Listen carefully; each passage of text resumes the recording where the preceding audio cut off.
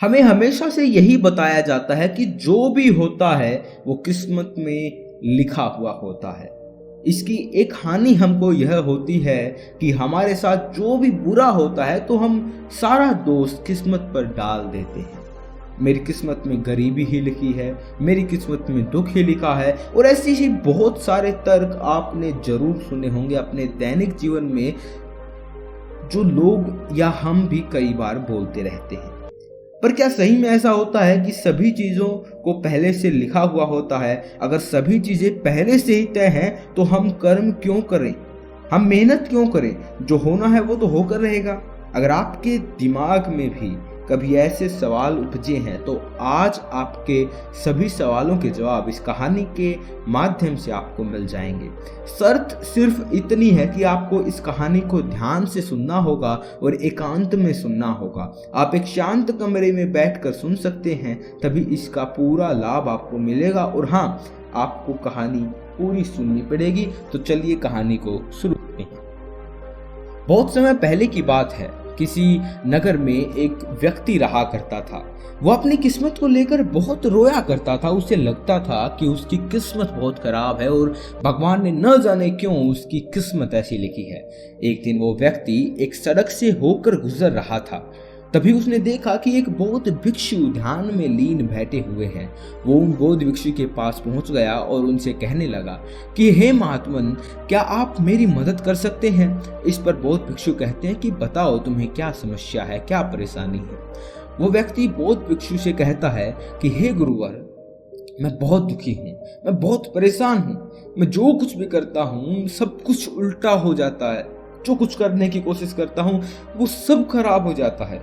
मेरे हाथों द्वारा किया हुआ हर काम पूरी तरह से बिगड़ जाता है। फिर चाहे मैं उस काम को कितनी अच्छी तरह से क्यों ना कर लूं, कितना मन क्यों लगा लूं, लेकिन वो काम कभी सफल नहीं हो पाता। मेरी किस्मत मेरा साथ नहीं देती है और मैं आज इसीलिए आपके पास आया हूं। मैंने सुना है कि आप सभी समस्याओं का समाधान कर देते हैं, तो आज आप मेरी समस्या का समाधान कर दीजिए।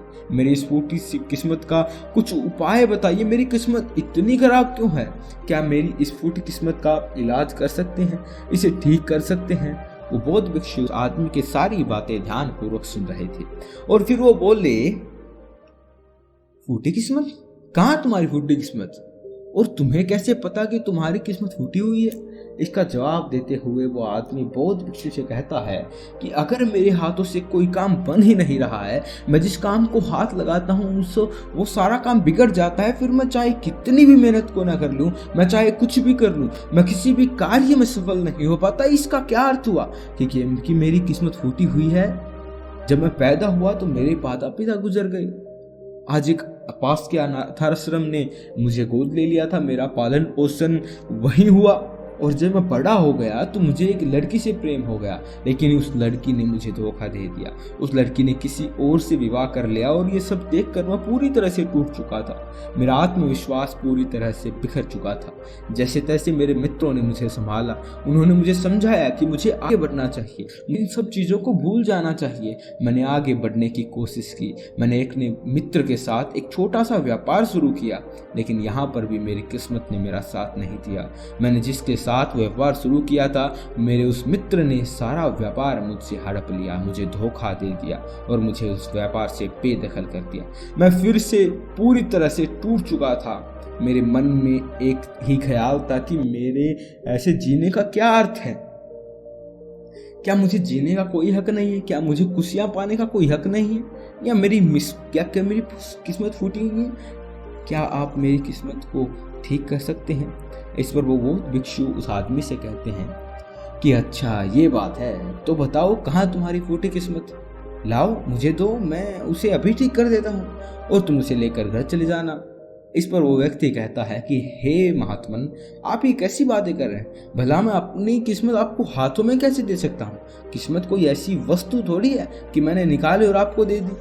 वो तो दिखाई नहीं देती है। क्या आप समझ पा रहे हैं कि आप क्या कह रहे हैं? इस पर बौद्ध भिक्षु ने कहा, जब तुम्हें किस्मत दिखाई नहीं देती और न तुम इसे लेकर घूम सकते हो, तो तुम्हें कैसे पता कि तुम्हारी किस्मत फूटी हुई है? फिर तुम्हें कैसे पता कि तुम्हारी किस्मत खराब है?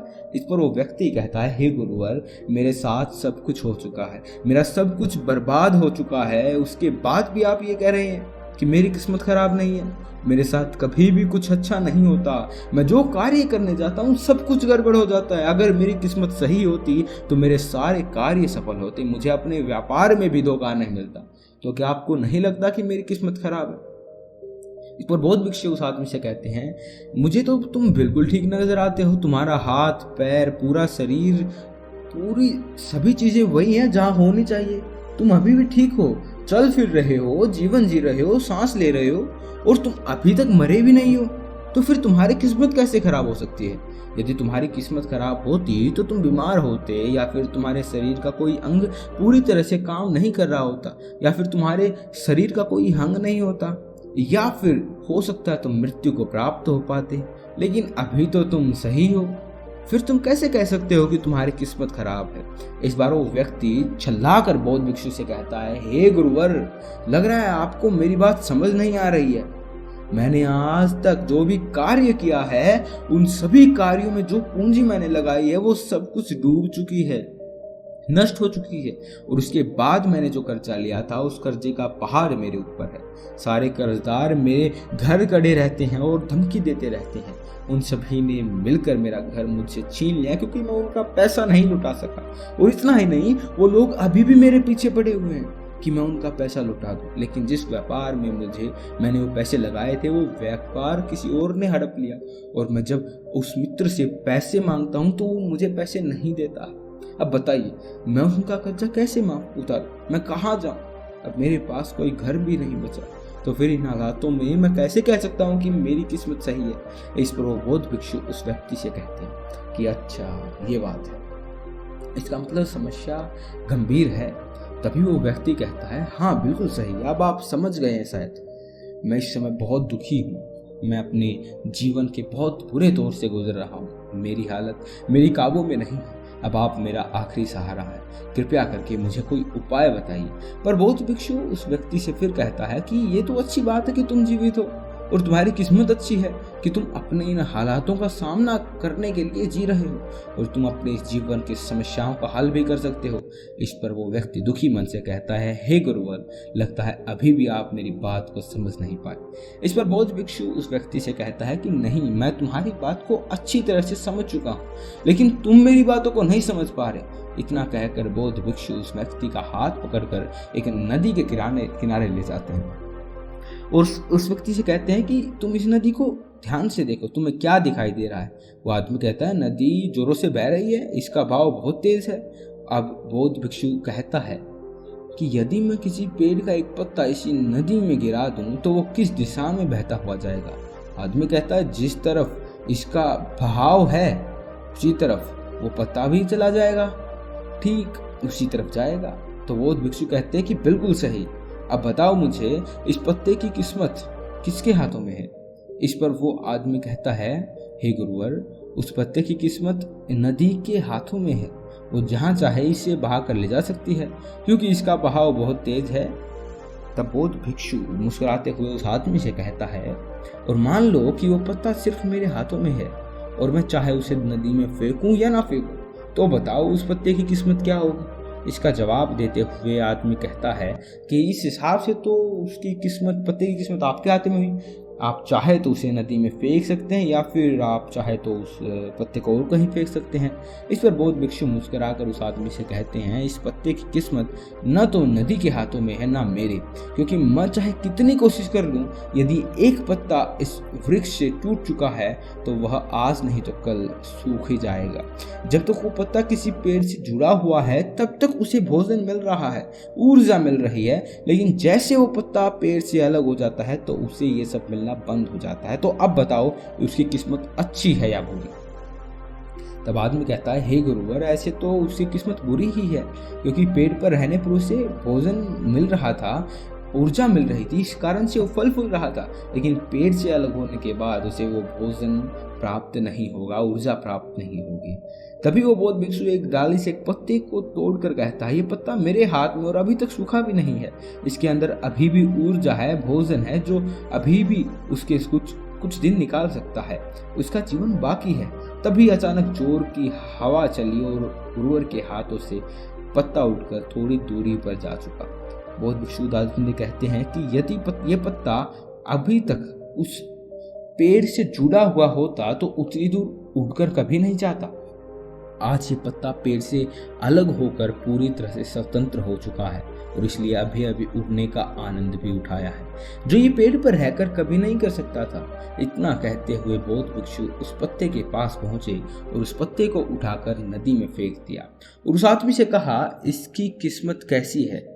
इस पर वो आदमी बौद्ध भिक्षु से कहता है, अब इसकी किस्मत बहुत अच्छी है क्योंकि ये अब नदी में तैर रहा है, लेकिन अभी भी ये नदी के भाव के साथ ही बहता हुआ चला जाएगा। इसका जवाब देते हुए बौद्ध भिक्षु कहते हैं, ये पत्ता नदी में तैरने का आनंद ले रहा है, लेकिन साथ ही साथ ये अपने ऊपर न जाने कितने छोटे छोटे जीवों और जंतुओं को बताएगा, उनको जीवन दान देगा और न जाने कितने जीव जंतुओं को ये एक किनारे से दूसरे किनारे पर पहुंचाएगा। इसके बाद बौद्ध भिक्षु फिर से उस आदमी से पूछते हैं कि अब बताओ पत्ते की किस्मत कैसी है?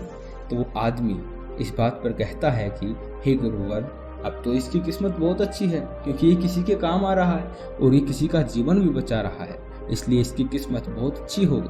पर मेरी किस्मत वो कैसे अच्छी होगी? ये तो आपने बताया ही नहीं।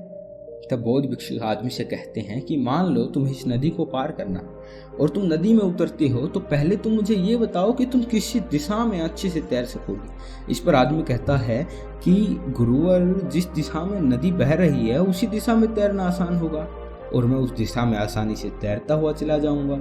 उस आदमी की ये बात सुनकर बौद्ध भिक्षु कहते हैं, और यदि मान लो कि तुम्हें इस नदी के बहाव के विपरीत दिशा में तैरना है तो तुम क्या करोगे? क्या तुम्हारी किस्मत तब भी अच्छी होगी? तो आदमी कहता है, नहीं गुरुवर, तब तो मुझे और ज्यादा मेहनत करनी पड़ेगी। उस आदमी का ये जवाब सुनकर बौद्ध भिक्षु उस आदमी से कहते हैं, और यदि मान लो तुम्हारे हाथ पैर नहीं है और फिर भी मैं तुम्हें कहूँ कि तुम इस नदी के विपरीत दिशा में तैरकर अपने लक्ष्य तक पहुंचो, तो तुम्हारे मन में क्या ख्याल आएंगे और तुम्हारी किस्मत कैसी होगी? इस पर आदमी कहता है कि हे गुरुवर, अगर मेरे हाथ पैर नहीं होंगे तो मैं विपरीत दिशा में तैरकर अपने लक्ष्य तक कैसे पहुंचूंगा? अगर मेरे हाथ पैर सही सलामत हो तो हो सकता है कि मैं वहां पहुंच जाऊं, भले ही समय थोड़ा ज्यादा लगे, लेकिन मेरे हाथ पैर ही नहीं होंगे तो भला मैं कैसे पहुंचूंगा? तो ऐसे में मेरी किस्मत तो और ज्यादा बुरी हो गई। अब बौद्ध भिक्षु आदमी से कहता है कि अब तुम्हें समझ में आया कि तुम्हारी किस्मत अभी भी अच्छी है, पहले भी अच्छी थी और आगे भी अच्छी ही रहेगी। बस तुम्हारे अंदर एक छोटी सी तकलीफ ये है कि जो भी समस्या है जो हमारे सामने आ रही है, उस समस्याओं का तुम सामना नहीं करना चाहती हो, लेकिन जिन समस्याओं को तुम पीछे छोड़कर भागने की कोशिश कर रहे हो वो समस्याएं तुम्हारे साथ ही चल रही हैं। जैसे कि मान लो यदि इस नदी का बहाव बहुत तेज हो जाए तो तुम्हें इस नदी के विपरीत दिशा में तैरने में कितनी मेहनत करनी पड़ेगी? तो आदमी कहता है, तब तो बहुत ज़्यादा मेहनत करनी पड़ेगी और थकान भी होगी, लेकिन किसी न किसी तरह मैं अपने लक्ष्य तक पहुंच जाऊं।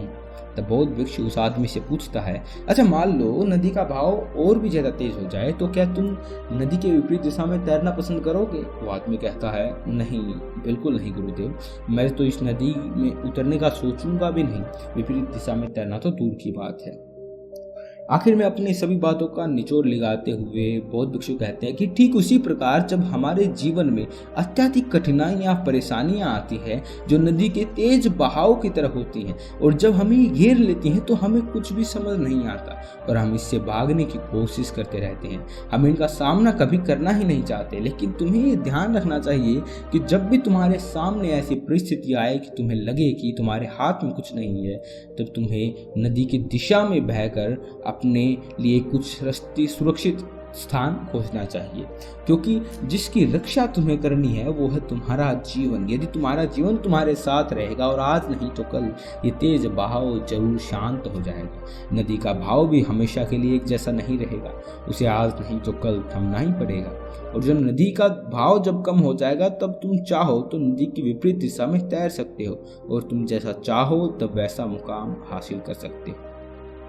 तो अब मुझे बताओ कि तुम्हारी किस्मत अब भी खराब है या फिर तुम्हारी किस्मत अभी भी फूटी हुई है? ये कहकर वो बौद्ध भिक्षु जोर जोर से हंसने लगते हैं और वहाँ पर आदमी भी जोर जोर से मुस्कुराता और कहता है कि हे गुरुवर, आप सही कहते हैं, मेरी किस्मत पहले ही भी अच्छी थी, आज भी अच्छी है और आगे भी अच्छी ही रहेगी। मैं पूरी तरह से स्वस्थ हूँ, मेरे हाथ पैर सही सलामत हैं, आँख कान नाक सभी सही है, मेरा जीवन मेरे साथ है और मैं सांसें भी ले रहा हूँ। हाँ, मेरे पास घर नहीं बचा, लेकिन फिर भी अभी मेरे पास कुछ पैसे बचे हैं। खाने के लिए भोजन है, पहनने के लिए अच्छे कपड़े हैं, जिनकी मदद से मैं एक बार फिर से अपने उन मुकामों को हासिल कर सकता हूँ। जो चला गया वो उसका बुद्धिमान लोग उसका शोक नहीं करते और आने वाले कर्म की चिंता कर्मयोगी नहीं करता। अगर मैं बीते हुए कल के शोक में डूब गया तो मैं कभी आगे नहीं बढ़ पाऊंगा। मुझे वो सब कुछ चाहिए जो मैं पाना चाहता हूँ। मैं उसकी तलाश में आगे बढ़ना चाहता हूँ। मैं वो सब प्राप्त करना चाहता हूँ और वो प्राप्त करते रहूँगा, क्योंकि मैं उस पेड़ से अलग हो चुका हूँ जो मुझे बांधे हुए था, रोके हुए था। लेकिन अब जो पेड़ है वो मुझसे भी अलग हो चुका है और मेरे पास सुनहरा मौका है जिससे मैं अपने जीवन को संवार सकता हूँ, उसे अच्छा बना सकता हूँ। इतना कहकर वो आदमी उस बौद्ध भिक्षु को प्रणाम है और अपने मार्ग पर आगे की ओर निकल पड़ता है। दोस्तों, इस कहानी का अर्थ यही था कि हम जो भी जीवन में करते हैं वो किस्मत के भरोसे नहीं छोड़ना चाहिए। हमारे कार्यों के हिसाब से हमारी किस्मत होती है। अच्छा कार्य करेंगे आपकी अच्छी किस्मत होगी, और किस्मत तो हमेशा ही अच्छे के लिए होती है। दोस्तों, जो होता है वो अच्छे के लिए होता है। अगर आप इस चीज़ को मान के बैठ जाएंगे तो आप कार्य भी अच्छे से कर पाएंगे और आप सफल भी अच्छे से हो पाएंगे। आशा करता हूँ कि आप भविष्य की चिंता नहीं करेंगे, पुराने दिनों में जो हुआ उसके बारे में भी चिंतित न होंगे और आप अपने वर्तमान पर फोकस करेंगे। आपका वीडियो को सुनने या देखने के लिए बहुत बहुत धन्यवाद। मिलते हैं अगली वीडियो में, तब तक के लिए सुखी रहिए, संपन्न रहिए।